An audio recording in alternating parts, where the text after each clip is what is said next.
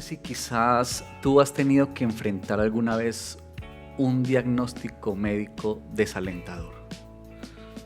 Quizás algunos de ustedes alguna vez han tenido que escuchar de un médico pasarte una hoja con un diagnóstico donde se habla de una enfermedad delicada, que hay que prestar atención. Cuando vemos el chat de nuestra iglesia, vemos esa realidad, ¿no?, que refleja la fragilidad de nuestros cuerpos y la realidad de nuestras vidas al vivir en un mundo caído. Pero quizá no ha sido tu caso, pero sí has conocido el caso de alguien, un ser querido, un amigo, alguien que ha enfrentado algo así. Y cuando uno piensa en esos diagnósticos, uno tiene que pensar por qué los diagnósticos son importantes. ¿Por qué es importante un diagnóstico? Y básicamente podríamos responder esa pregunta diciendo estas dos cosas. Los diagnósticos son importantes en primer lugar porque un diagnóstico revela algo que no se puede ver a simple vista. Es decir, cuando tú tienes o hemos tenido síntomas de algo que está ocurriendo, pero que no podemos saber con exactitud qué es lo que está pasando. Lo que el diagnóstico hace a través de la ciencia y la medicina es colocar el problema en el lugar donde es, señalar el problema correctamente, es decir, traer sobre la mesa lo que no era perceptible a la vista humana. Nos deja ver eso que está como ahí escondido, guardado. Entonces, los diagnósticos cumplen ese propósito. Pero en segundo lugar, también los diagnósticos se dan y se buscan para poder tratar la enfermedad directamente. Es decir, lo que se busca es que una vez haya un diagnóstico, entonces puede haber un tratamiento más acorde, un tratamiento mejor que vaya directamente a la enfermedad. La razón por la que muchas veces se sufre es porque no hay ese diagnóstico, y cuando no hay diagnóstico, entonces los médicos no saben cómo pueden proceder, no se sabe qué se puede hacer, qué se puede tomar o qué tratamiento se puede realizar. Así que noten ustedes la importancia de un diagnóstico. Ahora, yo he tomado esta imagen porque es lo que el libro de Proverbios procura hacer, lo que a su vez es lo que el Evangelio quiere hacer. Es que Dios quiere darnos un diagnóstico, pero no físico, un diagnóstico espiritual en nuestro corazón. Así que con eso yo quiero invitarlos a que abran sus Biblias, por favor, en Proverbios. Vamos a estar hoy en dos proverbios específicamente. Uno que está en el capítulo 9, verso 6, y otro que está en el capítulo 28, verso 13, que es el que nos hemos memorizado, el que nos lleva el pastor hace un momento a memorizar. Pero tenemos que decir, antes de leer, que reconocer a Dios, vamos a hablar hoy sobre este segundo llamado que nos hace el Señor. Recuerden que hemos hablado de 5 hábitos y ahora estamos devolviéndonos otra vez. Ya estuvimos por confiar en el Señor hace 8 días y hoy nuevamente hablaremos sobre reconocer a Dios. Pero hablamos en la oportunidad anterior acerca de reconocer a Dios y lo que mayormente hicimos ahí fue ver la importancia de Dios. ¿Quién es Dios? ¿Por qué tú y yo necesitamos reconocer a este Dios? Su grandeza, su poder, su majestad, todo ese tipo de cosas. Pero hoy de manera especial queremos ver cómo eso tiene que ver ahora con nosotros. Porque una vez que tú y yo entendemos y comprendemos a Dios, reconocemos a Dios a través de Cristo Jesús como Señor, como Salvador en su obra, su resurrección, lo que también ocurre es que tú y yo tenemos un mejor entendimiento de nosotros mismos. No solamente de Dios, pero también un conocimiento de nosotros mismos. Eso es lo que hace el Señor. Así que en esa misericordia que el Señor nos otorga, nos permite ser confrontados en lo más íntimo, en lo más profundo de nuestra alma, para buscar a Dios, para correr a Él en arrepentimiento y fe, como veremos en un momento. Es una experiencia que Dios nos permite experimentar. Bueno, Así con eso leemos entonces Proverbios capítulo 9, verso 6 y luego leeremos el 28:13. Dice así la palabra del Señor. Abandona la necedad y vivirás. Nota eso por favor. Anda por el camino del entendimiento. 28:13. El que encubre sus pecados no prosperará, pero el que los confiesa y los abandona hallará misericordia. Amén. Hagamos una oración una vez más. Señor, esta mañana, tarde ya te pedimos en el nombre de Jesús que nos guíes y que especialmente tú abras nuestro entendimiento, Señor. Cuando hoy tú nos permitirás, por medio de tu palabra, hacer un viaje a lo profundo del corazón. Que tú quieres, Señor, venir con autoridad para tratar lo más secreto, para ponerlo sobre la mesa, porque tú eres el Dios que revela lo que hay en el corazón, pero también eres el Dios que trata con ese pecado revelado. Por favor, abre nuestra comprensión. Te lo pedimos en el nombre de Jesús. Amén.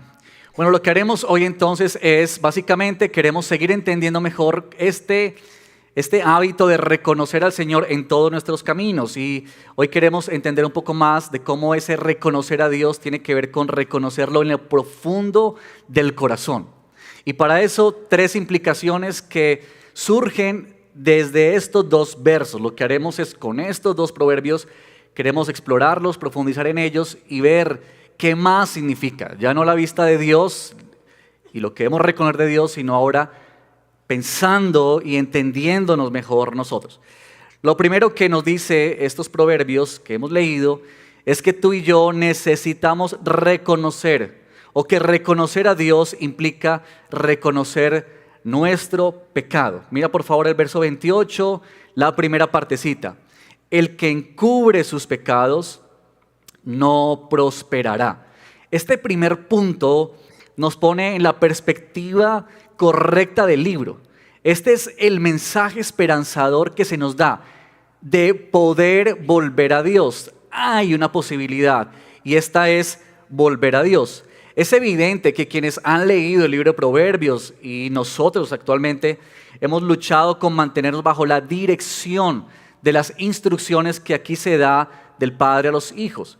Pero también hemos de reconocer que tantas veces hemos tenido que enfrentar la realidad de que nos hemos apartado, separado de ese camino y andado en necedad. Por tanto, aquí tenemos como que la puerta se nos abre para decirnos, hay una esperanza, hay una esperanza. Y para comenzar tenemos que reconocer eso. Nuestro pecado está delante de nosotros. En la historia de la redención, la historia bíblica, cuando se nos habla desde el comienzo, en Génesis capítulo 1, 2 y especialmente el capítulo 3, cuando se dice que Adán y Eva desobedecieron a Dios, que Dios había puesto esta pareja que había creado y los colocó en medio del huerto del Edén y allí Él les dijo, ustedes pueden comer de todos los árboles que hay aquí, pero solamente de este árbol ustedes no podrán comer. Dios les puso un límite. Dios quería que ellos entendieran que ellos estaban bajo la autoridad de Dios. No es que Dios quería amargarles el rato a ellos, no, es que Dios quería que ellos siguieran entendiendo por el resto de sus vidas, aquí hay un Dios al que debemos someternos. Él es mayor que nosotros. Pero recordamos también la historia en Génesis 3 que viene la serpiente y engaña a Eva. Le dice, si tú comes de este fruto, entonces tú vas a poder ser igual a Dios, porque este Dios no te ha dicho toda la verdad. Así que ella come, le da a su esposo y en ese momento ocurre algo. Dice que Adán y Eva estaban desnudos y había una libertad en ellos. Pero en ese momento, cuando ellos comen de este fruto, dice la palabra que ellos sintieron vergüenza el uno del otro. ¿Y qué es lo que ocurrió en ese momento? Aquella pareja que había vivido a la luz el uno del otro en completa armonía, ahora se quieren ocultar el uno del otro. Sienten vergüenza el uno del otro. Y no solamente eso. Ellos no solamente se esconden el uno del otro fabricando cosas, usaron la higuera para fabricar unos delantales y cubrir su desnudez, sino que la palabra también dice que ellos se quisieron esconder ¿de quién?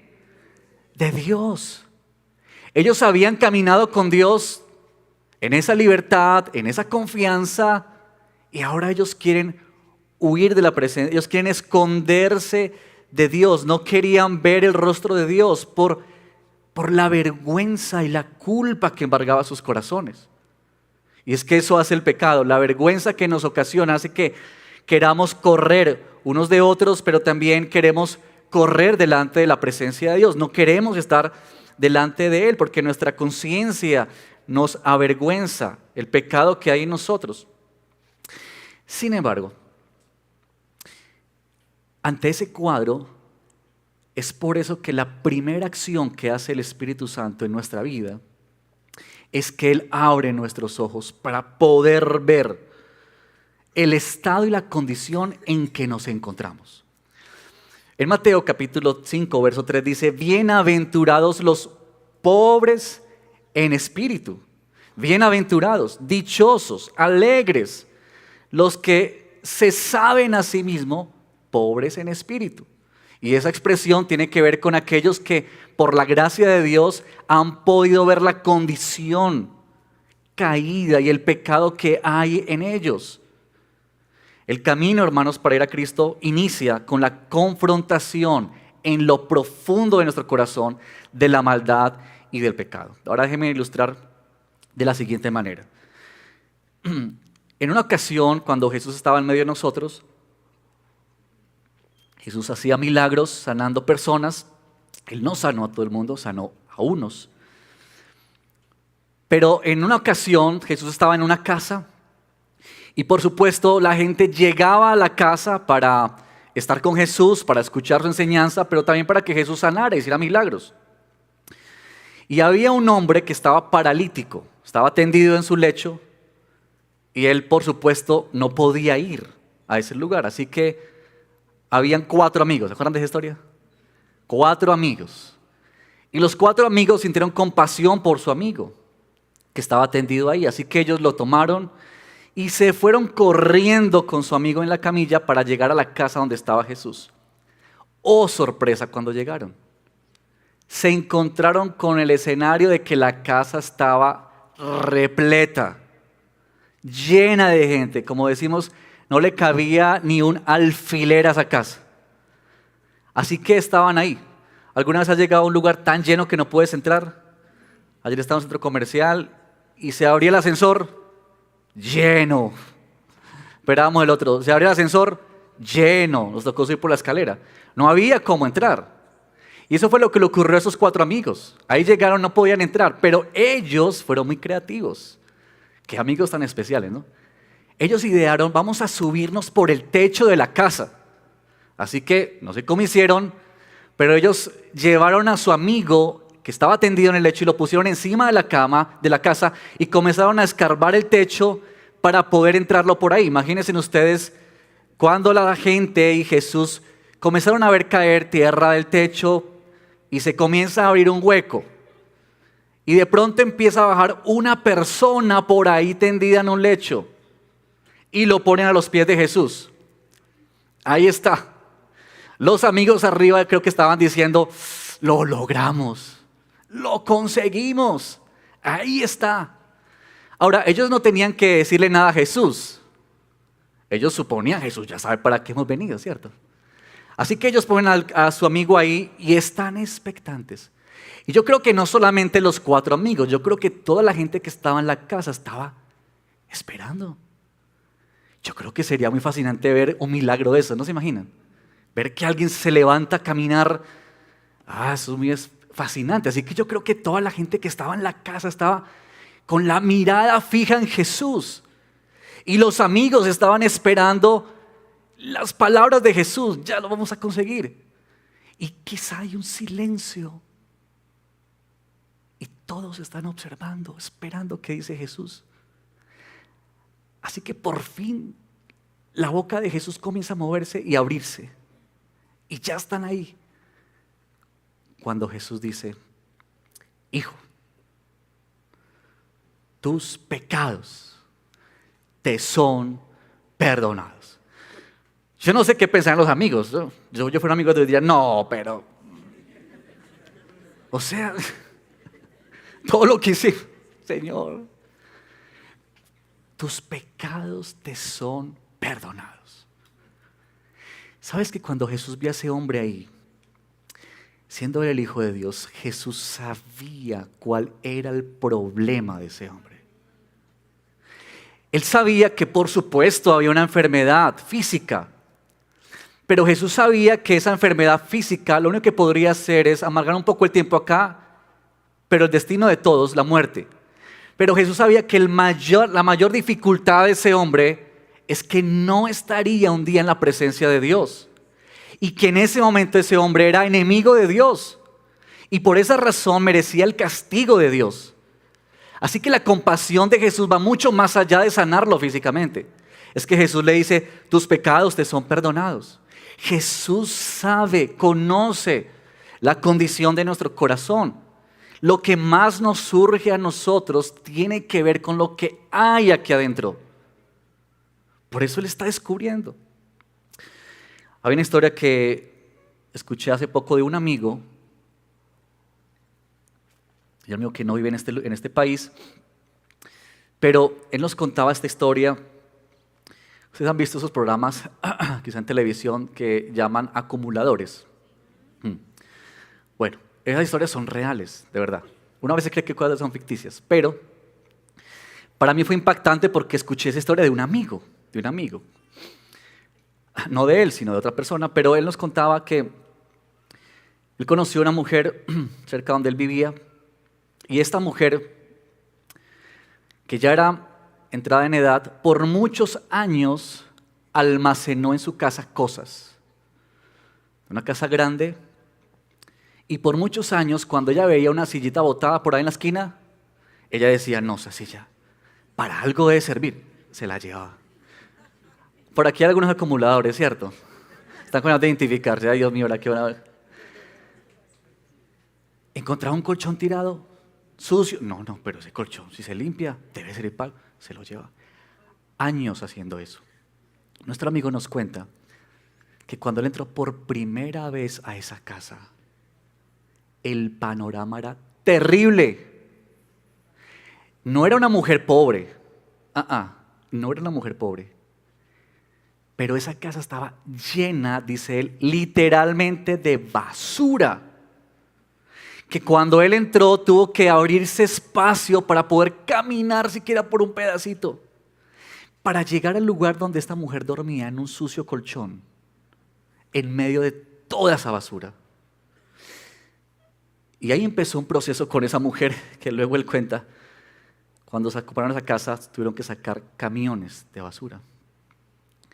De cosas que no servían. Pero ¿saben qué? El asunto con esa mujer es que en su conciencia y en su pensamiento, esa era una buena forma de vivir. Si ella no estaba pensando, esto es basura. Ella pensaba, esto es bueno, yo lo necesito. Yo tengo que tener esto aquí al lado. Esto me satisface, esto me llena. Pero solamente cuando alguien podía entrar y ver que sabía que eso estaba mal, podía decirle y mostrarle la gravedad, lo que estaba ocurriendo. Y sabes, hermano, esta es la realidad sin Cristo. Esta es la realidad sin Cristo. Por eso Proverbios dice que, en varias ocasiones, Proverbios dice que los caminos del necio le son a sus ojos derechos. Él cree que es lo mejor. Él cree que esa es la mejor vida y no se ha percatado por la oscuridad que tiene en sus ojos de que lo que está realmente experimentando y viviendo es una vida caótica. Es como cuando en un cuarto que está completamente oscuro, y que de pronto comienza a amanecer y entran los primeros rayos de luz sobre la habitación. Y es cuando se logra empezar a ver el desorden, la suciedad, el caos de esa habitación, solo hasta que la luz entra. Antes no es posible. Antes no se ve, no se aprecia. Así es, hermano, la luz de Cristo cuando viene a poner de manifiesto las obras de maldad que se anidan en lo profundo de nuestro corazón. Si tú y yo no somos conscientes de cuánto era nuestra maldad y cuánto se nos ha perdonado, no podemos ser conscientes de cuánto Dios nos ama. La exhortación a reconocer al Señor es reconocer nuestro pecado. Hermano, tú y yo necesitamos una evaluación a diario de nuestra vida. Necesitamos exponernos a la luz de la palabra de Dios para que el reflector de la palabra de Dios en su luz poderosa irradie en lo profundo de nuestro ser, en lo profundo de nuestro corazón, para que podamos ver la maldad, la suciedad y el caos que hay en nosotros. Tú y yo necesitamos decir como dijo el salmista: Señor, examíname y pruébame, Señor. Escudriña mi mente y mi corazón. Eso lo dice el Salmo 26:2. Y tú y yo necesitamos eso. Yo te pregunto esto: ¿cuán a menudo tú oras así? ¿Cuán a menudo tú le dices al Señor: Señor, revela mi pecado, Señor, por favor, sácalo a flote, déjamelo ver, Señor, muéstramelo, pónmelo delante de los ojos, Señor, que yo no lo pueda ignorar más? ¿Cuántos oramos así? Esta es la exhortación que nos hace el Señor. Reconocer a Dios es reconocer nuestro pecado. Pero en segundo lugar, también estos proverbios nos dicen que reconocer a Dios es confesar y apartarnos del pecado. Miren aquí otra vez los dos versos y tomamos estas partecitas. La primera parte del verso 9 dice: abandona la necedad y vivirás. Y en el 13b dice: pero el que los confiesa y los abandona hallará misericordia. Hermanos, es que no basta apenas con reconocer y ver el pecado. No basta con que tú veas tu casa sucia, desordenada. No. Tú y yo necesitamos confesar y apartarnos del pecado. A este proceso se le conoce en la Escritura como arrepentimiento. Es una palabra muy usual que usamos bastante en nuestro vocabulario cristiano evangélico, pero que yo creo que a veces se nos olvida un poco qué significa. El mensaje de Juan el Bautista y de Jesús mismo fue este: arrepiéntanse y crean, porque el reino de Dios se ha acercado. Y ustedes recordarán, los que llevan más tiempo en la vida cristiana, seguramente a sus inicios, esta idea del arrepentimiento como un retorno en U, ¿se acuerdan? Muchos discipulados cristianos tenían esa imagen o esa idea, que es que uno va en una dirección y se retorna. Aquí tenemos un diagrama que nos va a ayudar. Algunos de ustedes dirán: esto ya lo hemos visto hace mucho tiempo. Pero como el apóstol Pablo dijo, para mí no es problema decirles las mismas cosas y para ustedes es de provecho. Pero esto es lo que es arrepentimiento. Arrepentimiento es que nosotros vamos, si se dan cuenta en la línea superior, vamos en dirección opuesta a Jesús, a Dios. Y nos conducimos ¿hacia dónde? Hacia satisfacer nuestras necesidades, nuestros placeres, nuestros caprichos, nuestros gustos. Es pecado hacia donde vamos. Eso es lo que anhelamos tener. Queremos eso. Y eso es completamente opuesto a Dios. Vamos en una dirección completamente contraria a Dios. Pero en algún momento de la vida, por la misericordia y la gracia de Dios, el Señor abre nuestros ojos y nos permite ver, como hemos hablado, y reconocer nuestra maldad y nuestra suciedad. Y en ese momento lo que ocurre en nuestra vida es que hay un cambio de dirección. Ya no queremos seguir yendo en esa línea, sino que ahora hay un retorno. Y ese retorno es que ahora, como la línea abajo lo muestra, estamos dirigiéndonos hacia Jesús. Estamos dejando atrás nuestro pecado, nuestra maldad, y estamos dirigiéndonos hacia ser más y parecernos más a Jesús. Es básicamente esto lo que significa la palabra arrepentimiento. En nuestra vida, mis queridos, nosotros no añadimos a Jesús. Más bien nosotros necesitamos volvernos a Jesús. No es que tú vas hacia tu pecado y entonces agregas a Jesús a tu canasta para seguir en la búsqueda de tus deseos y que ahora Jesús te ayude a cumplir esos deseos. No. El arrepentimiento es que tú te encuentras con el Cristo resucitado y cambias. Ahora tú necesitas volver, tú y yo necesitamos volver a Él. En la confesión estamos alineándonos con Dios. Esta es la voluntad de Dios, esta es nuestra voluntad. En la confesión estamos alineando nuestra voluntad a Dios para decir, eso, Señor, que tú dices que es pecado, yo estoy de acuerdo en que eso es pecado y es maldad. Por eso es que leíamos hace un momento en el Salmo 32, cuando David, que pecó grotescamente delante del Señor, pecó delante del Señor, él dice que mientras encubrió su pecado, él fue consumido en un gemir de día y de noche.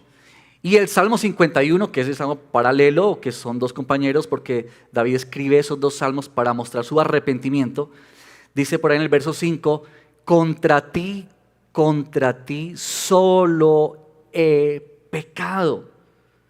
Porque el pecado, hermanos, es primeramente un acto ofensivo y grosero contra Dios. No es esencialmente en primer lugar una ofensa a tu cónyuge o a tus hijos o a tus amigos o una falta de cualquier índole, no. Es que en primer lugar es contra Dios. Por eso David dice, solo contra ti he pecado. La pregunta es, a ver David, ¿no mataste pues a un hombre? ¿No tomaste una mujer que no era tuya? Sí, y claro que sí. Pero David entendió, este pecado ofende y destruye mi relación con Dios. Así que es lo que tenemos que entender tú y yo. Que nuestro pecado destruye nuestra comunión primeramente con el Dios que nos ha salvado, nos ha rescatado, con el Dios creador de todas las cosas. Es que tú y yo podemos llegar a decir en estas palabras, este pensamiento, Señor, que tuve, estas cosas que hice son malas y pecaminosas delante de ti. Ahora déjenme mostrarles un poquito cómo luce la confesión. Y para eso voy a mostrarles 3 ejemplos de cómo luce una confesión delante del Señor. La primera va a ser una que toma aquí del libro que el pastor Diego escribió, bello libro, y él nos dice, él cita más bien unas palabras del presidente Abraham Lincoln, por allá en el año 1863, el 30 de abril, él dijo estas palabras a la nación. Miren lo que este presidente dijo. Hemos sido destinatarios de los más selectos dones del cielo. Hemos sido preservados por muchos años en paz y prosperidad. Hemos crecido en número, riqueza y poder como ninguna otra nación ha crecido. Pero nos hemos olvidado de Dios. Nos hemos olvidado de la mano de gracia que nos preservó en paz, nos multiplicó, nos enriqueció y nos fortaleció.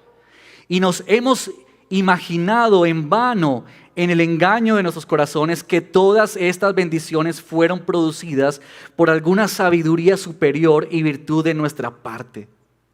Embriagados por el éxito ininterrumpido, nos hemos vuelto demasiado autosuficientes para sentir la necesidad de la gracia de Dios que rescata y preserva. Nos hemos vuelto demasiado orgullosos como para rogar a Dios, quien nos hizo y a quien pertenecemos, para que ante su soberanía ofendida confesemos nuestros pecados nacionales y oremos buscando su clemencia y su perdón. ¿Cómo les parece? Tremendo, ¿no? Esto dicho por un presidente. Ahora, les quiero mostrar 2 ejemplos en la Escritura. El primero es el que se encuentra en el libro de Daniel. Así que si tienen sus Biblias, por favor, vayan al libro de Daniel rápidamente, capítulo 9. Daniel, que se encuentra en la época en la que el pueblo de Judea ha sido llevado exiliados a Babilonia. Y Daniel está allí en ese contexto, viendo con tristeza el juicio de Dios y la disciplina de Dios a su pueblo. Ahora, esto es lo que dice esta oración de Daniel, capítulo 9, verso 3. Voy a leer algunos versos de esta sección. Estos son ejemplos para que podamos entender qué es confesar nuestros pecados, porque a veces tenemos ideas románticas, pero miren, dice Daniel: volví mi rostro a Dios el Señor para buscarlo en oración y súplicas, en ayuno, cilicio y ceniza. Verso 4.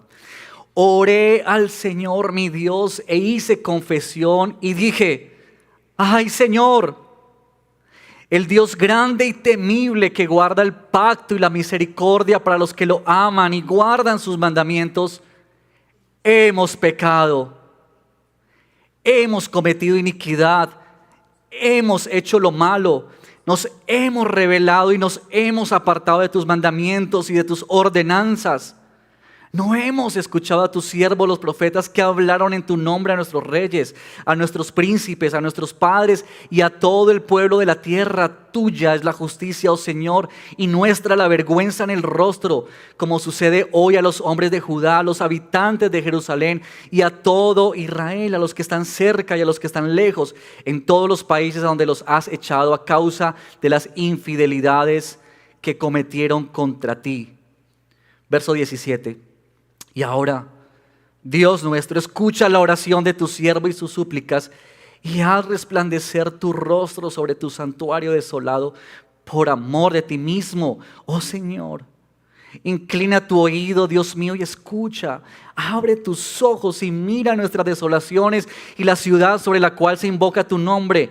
Pues no es por nuestros propios méritos que presentamos nuestras súplicas delante de ti, sino, Señor, por tu gran compasión. Oh Señor, escucha. Señor, perdona. Señor, atiende y actúa. No tardes por amor de ti mismo, Dios mío, porque tu nombre se invoca sobre tu ciudad y sobre tu pueblo. Amén. ¿Les va dando una idea de lo que es confesar? Un último ejemplo. Nehemías. Nehemías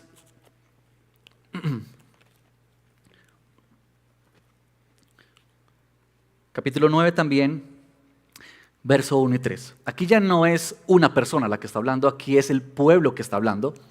Y esto ocurre cuando ellos han encontrado la ley, porque Dios ha permitido que Nehemías regrese a la tierra de Jerusalén, una tierra que había sido arrasada por los invasores, que sus murallas estaban derribadas, destruidas, la vergüenza de este pueblo.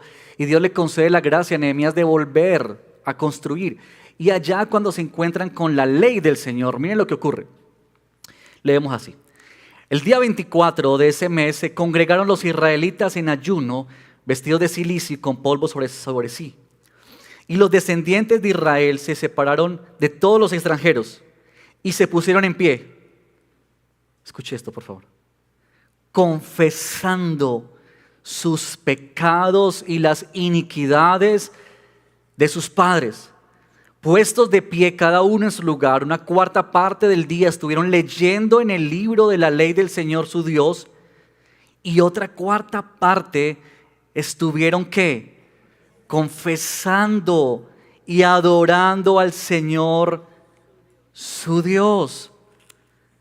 Hermanos, la confesión en arrepentimiento, luego ver esos tres ejemplos, es una muestra de un reconocimiento de Dios, pero es reconocer nuestra condición. ¿Cómo estamos delante de Dios? Es el impacto de ver a Cristo y tener que caer de rodillas delante de Él en humillación. Eso es confesión. Es la convicción profunda en nuestros corazones de la gravedad del pecado y sus estragos terribles en la vida, que nos conduce a buscar a Dios de todo corazón. Eso es confesar, eso es arrepentimiento. En la historia del cristianismo han habido muchos despertares espirituales, como llaman, pero también algunos lo llaman como avivamiento. No sé si han escuchado sobre eso. Y en los grandes avivamientos, que no tienen nada que ver con música a alto volumen, ¿cierto? Ni con ese tipo de cosas,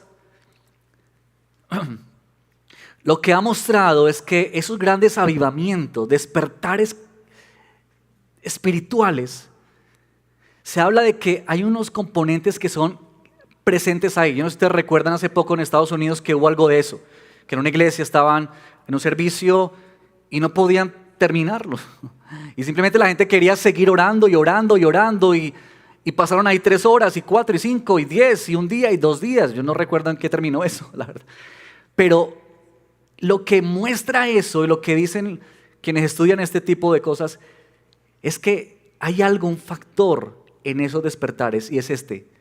Hay una convicción profunda de pecado en el corazón. Porque no puede haber una búsqueda sincera de Dios si primero no hay un convencimiento de la gravedad y la seriedad de nuestra maldad. Así que esos avivamientos han mostrado ese tipo de cosas, son como una marca, que cuando Dios viene a nuestra vida, lo que Él hace es sacar nuestro pecado, descubrir nuestro pecado, dejarnos ver nuestra maldad y conducirnos a una confesión sincera y real de nuestro corazón. Ahora, como bellamente también dice este Proverbios capítulo 28, verso 13, pero el que los confiesa y abandona, ¿qué sucede? Hallará misericordia. Esta es la promesa del Señor, que Él nos perdona. Por eso 1 Juan 1:9 dice, si confesamos nuestros pecados, Él es fiel y justo para perdonar nuestros pecados y limpiarnos de toda maldad. Esta es la exhortación que nos hace. Esto no es un llamado para los que no han creído. A veces pensamos eso es allá, cuando comenzamos la vida cristiana. Ese dibujito es para esa época. O pensamos este es un boleto para entrar al reino de Dios. Martín Lutero dijo esto en su primera tesis. Martín Lutero fue un reformador y él colocó 95 tesis para protestar contra lo que ocurría en ese momento en la iglesia. Y en la primera tesis, Martín Lutero dice algo así, que cuando Dios nos llama al arrepentimiento, Él quiere que toda la vida del creyente sea de continuo en arrepentimiento. No es un día, no es cuando llegaste a Cristo. Todos los días de nuestra vida, tú y yo necesitamos venir al Señor para experimentar verdaderamente un arrepentimiento. Este no es un acto eventual, es que el arrepentimiento debe ser nuestra vida misma. Que tú y yo caminamos todos los días en esta realidad. ¿Por qué? Como Proverbios 5:21 dice, pues los caminos del hombre están delante de los ojos del Señor. Él observa todos sus senderos. Estamos delante del Dios que todo lo conoce, todo lo sabe. Así que es imposible pretender ocultarnos de la presencia de Dios. Vamos en dirección a Él. Vamos en arrepentimiento a Él, las veces que sea necesario, porque este es el Dios que nos llama y nos exhorta a reconocer nuestro pecado, confesándolo y apartándonos de Él. Bien, por último, en estos versos que hemos leído de Proverbios, hay una indicación adicional, una implicación de reconocer a Dios, y es esta. Reconoce a Dios. Reconocer a Dios es decidir caminar con Él en rectitud. El verso 6 del capítulo 9, en la segunda parte, dice lo siguiente.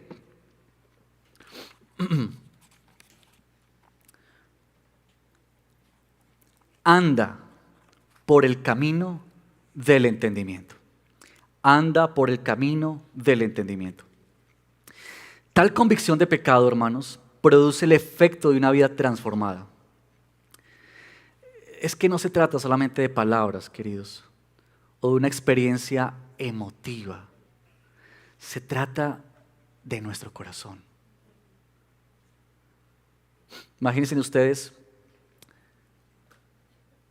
que alguno reciba, o alguna persona, esperemos que el Señor nos siga guardando en su misericordia, pero uno recibe un diagnóstico y te dicen tienes cáncer. Todos sabemos la seriedad del cáncer, ¿verdad? Los estragos de esta enfermedad terrible. Todos sabemos lo que eso implica. Pero imagínate que el doctor te dice, esta es la noticia, este es el diagnóstico, pero tengo una cremita para que te la apliques todos los días. Ahora, nosotros que conocemos eso, ¿qué pensaríamos? ¿Tú qué dirías? ¡Wow! Me encontré con el... No, absurdo, ¿no te parece? Absurdo, completamente absurdo. Tú saldrías corriendo de ese consultorio a buscar un doctor de verdad, porque tú sabes que esa enfermedad tiene que ser algo que se haga desde más adentro. Y eso es lo que busca el Evangelio. El Evangelio no quiere simplemente hacer cositas en tu vida. Es que el Evangelio viene para hacer una cirugía profunda en nosotros, no para colocar cremita encima. El Evangelio viene para abrirnos, porque Dios nos abre y introduce su mano para cambiar y tratar nuestro corazón. Eso es lo que hace el Evangelio. Hay una historia fascinante en el Evangelio de Mateo, por allá en el capítulo 3, verso 7, dice lo siguiente. Dice así: pero cuando vio, hablando de Juan el Bautista, que muchos de los fariseos y saduceos venían para el bautismo, les dijo. Ahora, los fariseos y los saduceos, ¿no? Esa clase, pues, que todo el pueblo casi que detestaba porque ahí vienen los santos.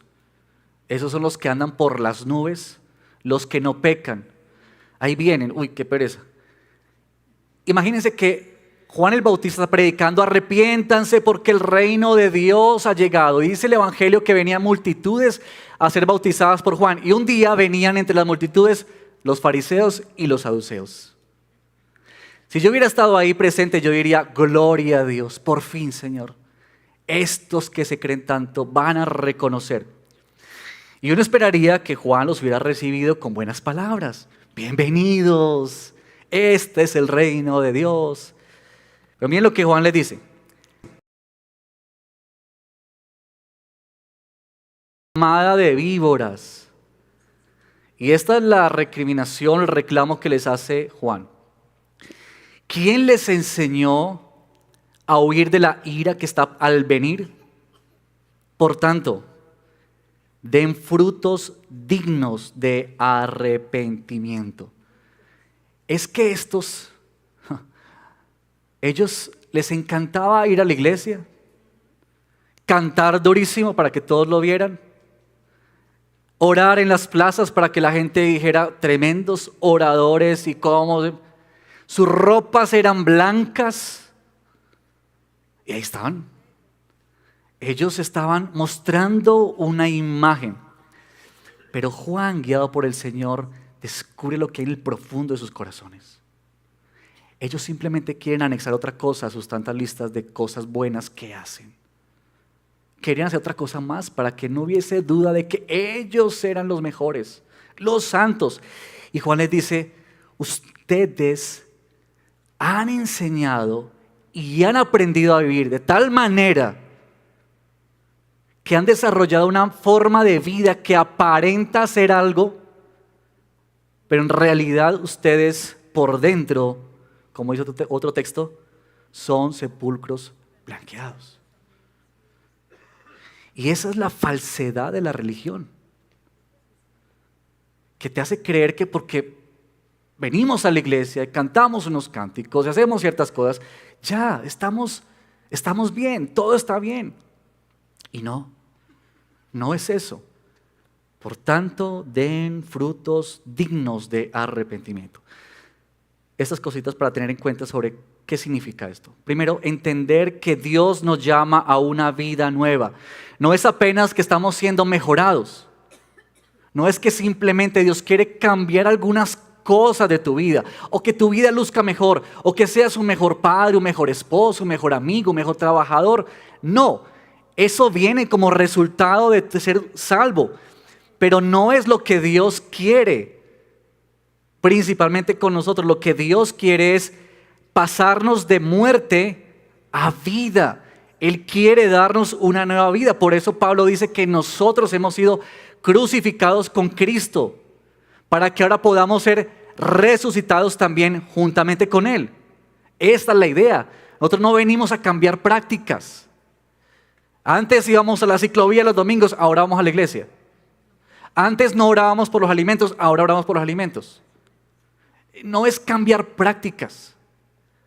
Es que lo que Dios quiere es transformar, cambiar de raíz lo profundo de nuestro corazón y de nuestro ser. Eso es lo que Dios viene a hacer con nuestra vida.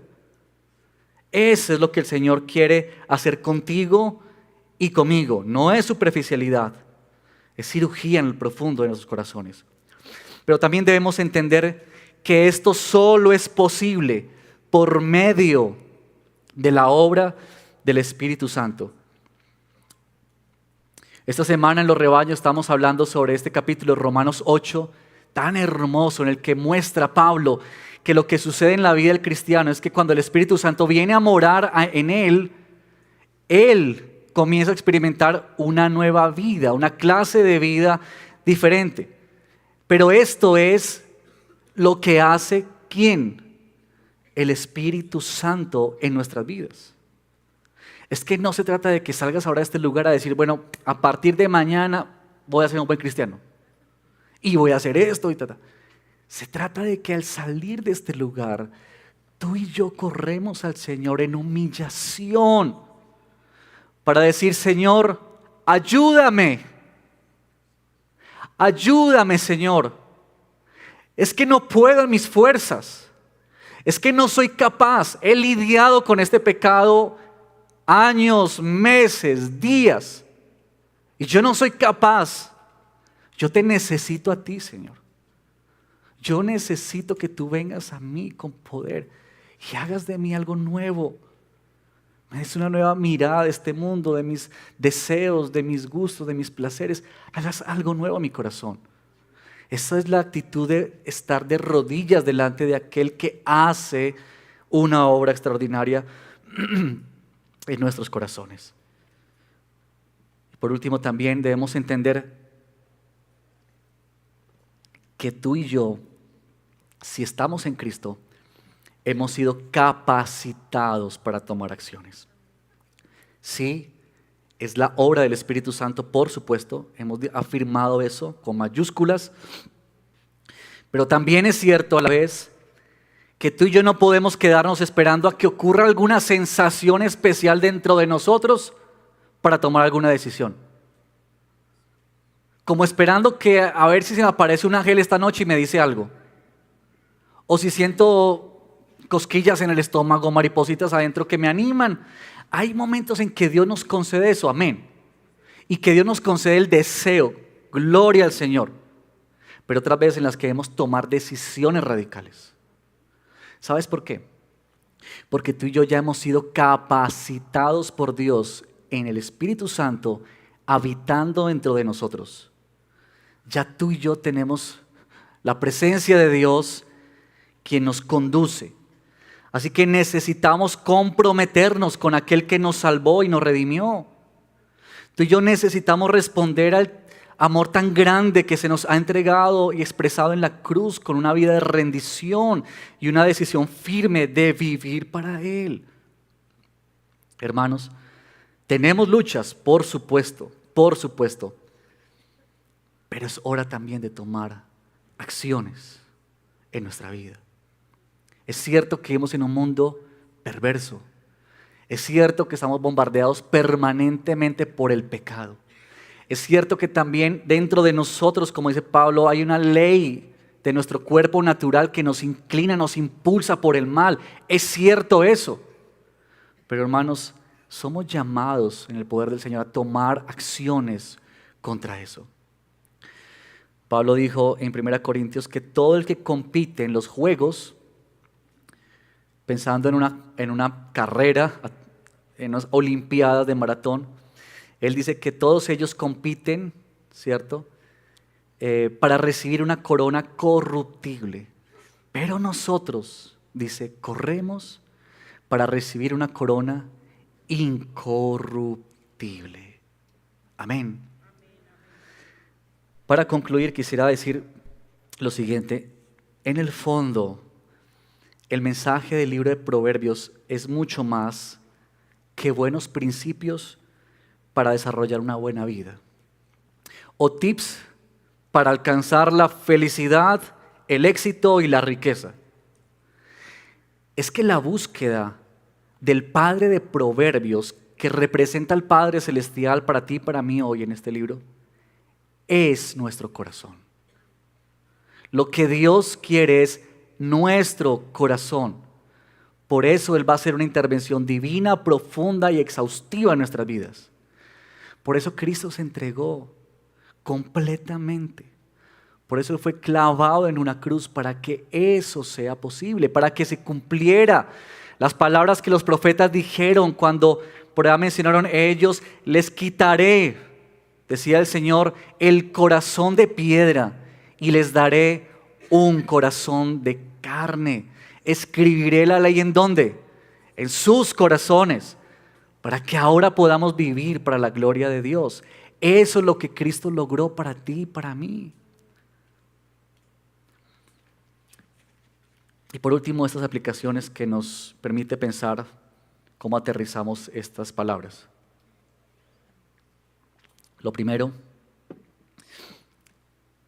este es un llamado a aquellos que se encuentran en este lugar o que nos están viendo y que todavía no han venido a Cristo en arrepentimiento y fe. ¿Qué estarás preguntándote ahí donde estás? ¿Qué será eso? ¿Cómo es eso?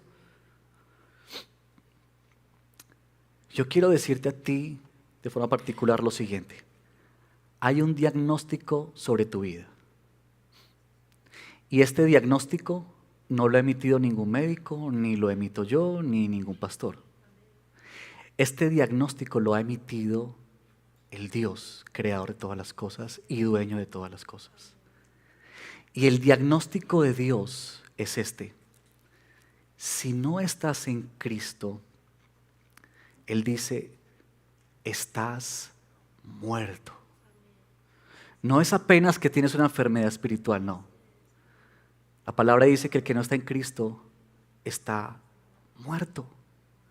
No importa si estás disfrutando la vida en este momento, si estás en la cumbre del éxito, si estás gozando de la salud y el bien, no importa lo que estés viviendo o sea lo contrario. Si no estás en Cristo, el diagnóstico es: estás muerto. Y esa es una gran mala noticia, por supuesto. Pero recuerda, por favor, también, hay una buena noticia ante eso.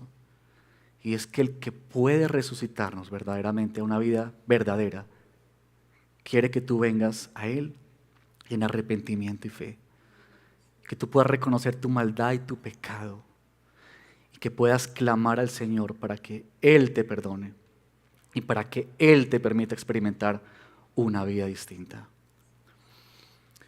Para aquellos que estamos en Cristo, estas dos cosas. Primero, hermanos, tú y yo necesitamos desarrollar el hábito del arrepentimiento. Recuerden que el libro de Proverbios es hábitos. Queremos desarrollar hábitos en nuestra vida. Desarrolla el hábito del arrepentimiento a diario en tu vida. No como una práctica religiosa, pero más bien como una necesidad que surge de un corazón que reconoce verdaderamente a Dios. Que tú necesitas todos los días venir y ponerte a la cruz del Señor y que esa palabra del Señor, ese mensaje del Señor alumbre tu corazón y te permita ver el pecado que hay en ti. No camines acostumbrándote como esa mujer que se acostumbró a esa suciedad y a ese mugre y que ella creía que eso era normal. No, tú y yo necesitamos venir a diario delante del Señor y traer nuestro pecado delante de Él. Pero también toma acciones, queridos, y tomemos acciones en integridad y rectitud delante de Dios. Quizá tú has caminado por tiempo con algún pecado en particular y Dios está diciendo: es hora, es tiempo. ¿Qué estás esperando? ¿Qué estás esperando? Dios te está llamando a arrepentimiento genuino y a que tomes acciones verdaderas para hacer que eso que Dios promete en nuestra vida se cumpla. su buena obra en nosotros. Y yo quisiera animar a lo siguiente, quizás si tú has caminado por mucho tiempo en un pecado, yo quisiera animarte, porque pensaba cuando estaba preparando esta predicación, pensaba que Dios nos otorga el privilegio no solamente de confesar nuestro pecado delante de Dios, pero también que Dios nos concede el privilegio de confesar el pecado unos a otros. Como la palabra del Señor dice en el Nuevo Testamento, confíense en sus pecados unos a otros.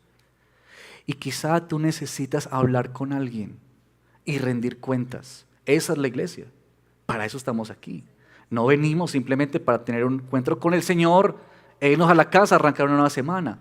Es que tú y yo estamos delante del Señor reconociendo que estamos delante de nuestros hermanos.